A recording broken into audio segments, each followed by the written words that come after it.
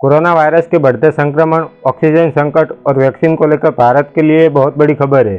White house ने रविवार को कहा है कि अमेरिका के राष्ट्रपति जो बाइडेन के नेतृत्व में अमेरिकी प्रशासन कोविड-19 महामारी से लड़ने में भारत को इमरजेंसी सहायता मुहैया कराने के लिए तैयार है।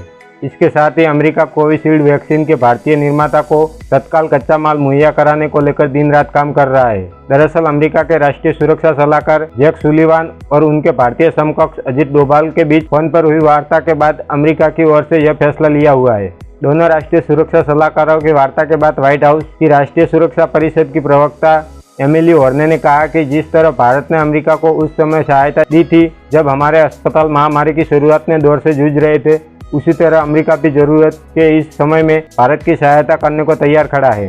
भारत ने अमेरिका से कोविशील्ड टीके के उत्पादन के लिए कच्चे माल की सप्लाई का अनुरोध किया था। हॉर्ने ने कहा है कि भारत के फ्रंटलाइन वर्कर्स और कोविड-19 मरीज की सहायता के मद्देनजर अमेरिका ने जांच किट, वेंटिलेटर और पीपीई किट के अलावा अन्य कई उपकरण भारत को मुहैया कराने का निर्णय लिया है। उन्होंने कहा कि अमेरिका तत्काल आधार पर ऑक्सीजन उत्पादन और संबंधित सप्लाई भारत को उपलब्ध कराने के विकल्पों पर काम कर रहा है।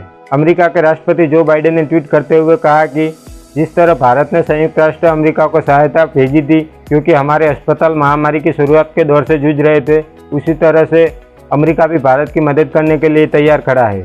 वहीं दूसरी ओर भारत में ब्रिटेन उच्चायुक्त एलेक्स एलिस ने ट्वीट करते हुए ब्रिटेन की तरफ से हर तरह की मदद देने का वादा किया है।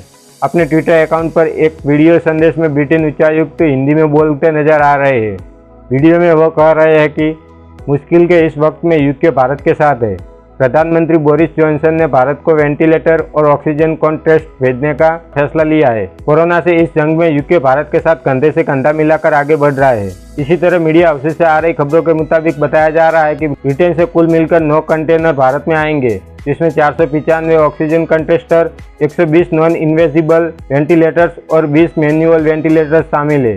ब्रिटेन के अलावा सिंगापुर और सऊदी अरब ने भी भारत का साथ देने का फैसला लिया है। सऊदी अरब भारत को 80 मीट्रिक टन लिक्विड ऑक्सीजन भेजेगा।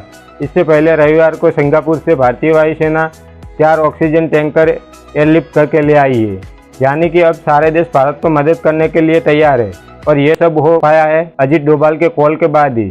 यानी कि डोभाल सर ने फिर से एक बार देशवासियों के लिए बहुत बड़ी मदद की है। खैर, फिर भी सबसे पहले मदद का हाथ तो अब रशिया ने ही आगे बढ़ाया था। वैसे आपको क्या लगता है, भारत का सबसे अच्छा दोस्त कौन है, रशिया या फिर अमेरिका? कमेंट बॉक्स में लिखकर जरूर बताइए। अच्छा सुनो, चैनल को सब्सक्राइब करो, उसके बाद घंटी बजा देना ताकि अगली वीडियो आपसे मिस ना हो पाए। Thank you.